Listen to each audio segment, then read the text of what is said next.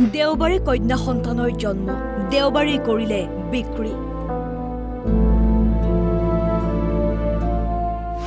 বিগত বৰ্ষটো বিক্ৰী কৰিছিল আন এটা সন্তান। এটা ঘৰৰ আশাত আনৰ হাতত তুলি দিলে নিজ সন্তানক। বাচ্চাটো এনে লৈ গৈছে। এতিয়া মইতো ৰাখবা খুজিছিলোঁ, মই আউচ আউচ খেদাই লওঁ, তাৰপিছত দি পঠাম। মানুহ কেইটামান মাতিম। কিহৰ কাৰণে লাগে বোলে তেওঁলোকক? সিহঁতৰ বোলে চলি পুলি নাই, বাঞ্জা বাঞ্জি চলি পুলি নাই।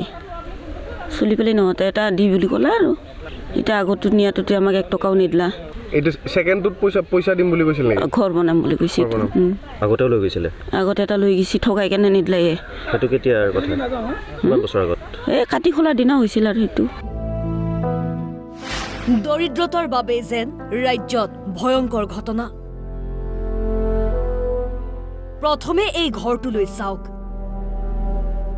এনেকুৱা ঘৰ হয়তো পূৰ্বতে কেতিয়াও দেখা নাই আপুনি। এই ঘৰটোতে বাস কৰে এটা পৰিয়াল। ৰাজ্য চৰকাৰৰ অভিলাষী আঁচনিসমূহে ঢুকি পোৱা নাই পৰিয়ালটোক। দৰিদ্ৰতাৰ বাবে এটিকৈ দুটিকৈ সন্তানক টংলা আৰু মাজবাটত বিক্ৰী পিতৃ মাতৃৰ।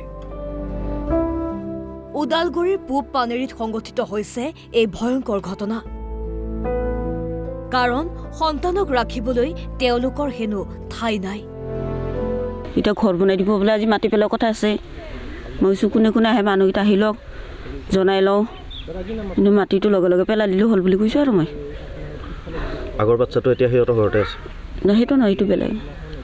এইটো গেছি টংলাত আৰু সেইটো মাজবাটত গেছি। আপোনালোকে নিজৰ সন্তানকেইটা এনেকৈ বেলেগৰ হাতত দিয়াটো আপোনালোকে বেয়া নালাগে? মোৰ বেয়া লাগে। কিয় মই ক'ত থ'ম দেচোন, ক'ত থ'ম? মই ঘৰ নাচাই কিয়া থ'ম ক'ত? মই কালি টিং চিং গোটাই উৰি গ'ল। পিতৃ মাতৃয়ে সন্তান বিক্ৰী কৰাৰ এই ঘটনা পোহৰলৈ অহাৰ পিছতে ৰাজ্যজুৰি সৃষ্টি হৈছে তীব্ৰ প্ৰতিক্ৰিয়াৰ। এই পূব পানেৰীৰ নিবাসী পাউলুছ মুৰাৰী তথা ৰীমা মুৰাৰীৰ মানে যোৱা দেওবাৰে কন্যা সন্তান এখন জন্ম হৈছিলে। আৰু এই সন্তানক দেওবাৰে দিনাই মানে কিছু দালালৰূপী ব্যক্তিয়ে পইচা টকাৰ প্ৰলোভন দি কিনে ঘৰ বনাই দিম বুলি প্ৰলোভন দি কিনে সন্তানক মানে সেইদিনাই বেলেগক গতাই দিয়া হয়। অতি দুখেৰে ক'ব লগা হৈছে আজি। আৰু তাৰ আগৰ বছৰো মানে যিটো তেখেতৰ আগৰ সন্তান আছিলে,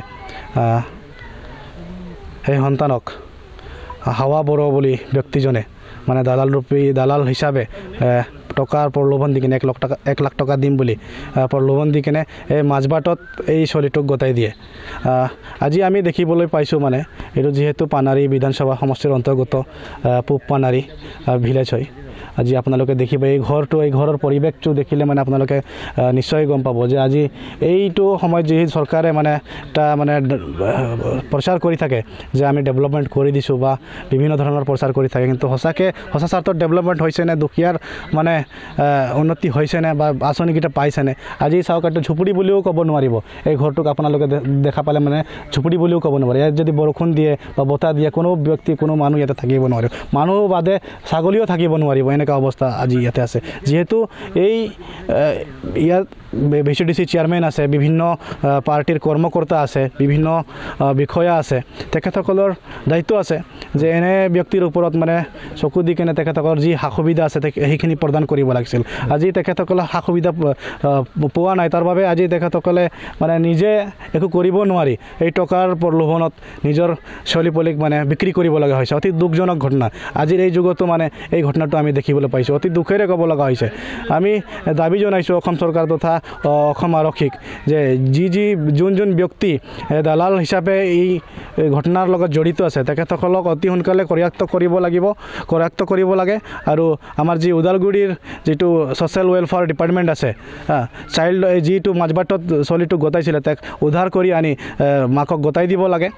যদি তেখেতসকলে এডপ্ট কৰিব বিচাৰিছে বা পোহপাল কৰিব বিচাৰিছে সন্তানক, তাতে আমাৰ ক'বলগীয়া নাই কিন্তু লিগেলি যিটো আইনগতভাৱে নিয়ম নীতি আছে সেই নিয়ম মতেদি তেখেতসকলে এডপ্ট কৰক আৰু পোহপাল কৰক ভাল এটা পৰিৱেশ গঢ়ি তোলক তাতে আমাৰ ক'বলগীয়া নাই এই সন্তানৰ ভৱিষ্যতটো ভাল হ'ব লাগে যাতে এই এনেকুৱা ইলিগেল যদি তেখেতসকলে লৈ যায় অনাগত দিনত কি কামত ব্যৱহাৰ কৰিব এই ছোৱালীক আমি কোনেও গেৰাণ্টি ল'ব নোৱাৰোঁ সেইকাৰণে মই চৰকাৰক আহ্বান জনাইছোঁ তথা অসম আৰক্ষীক আহ্বান জনাইছোঁ যে আপোনালোকে ইয়াৰ ওপৰত চকু দিয়ক আৰু যি দালালৰূপী ব্যক্তি আছিল তেখেতসকলক অতি সোনকালে কৰায়ত্ব কৰি বিহিত ব্যৱস্থা গ্ৰহণ কৰক তেখেতসকলৰ ওপৰত আৰু আজি এই যি অৱস্থা আছে সেইখিনিক যাতে শুধৰাই ল'বৰ বাবে মই আমাৰ বিধায়ক বিশ্বজিৎ দৈমাৰীক আহ্বান জনাইছোঁ ওদালগুৰিৰ পৰা শশাংক শৰ্মা NB নিউজ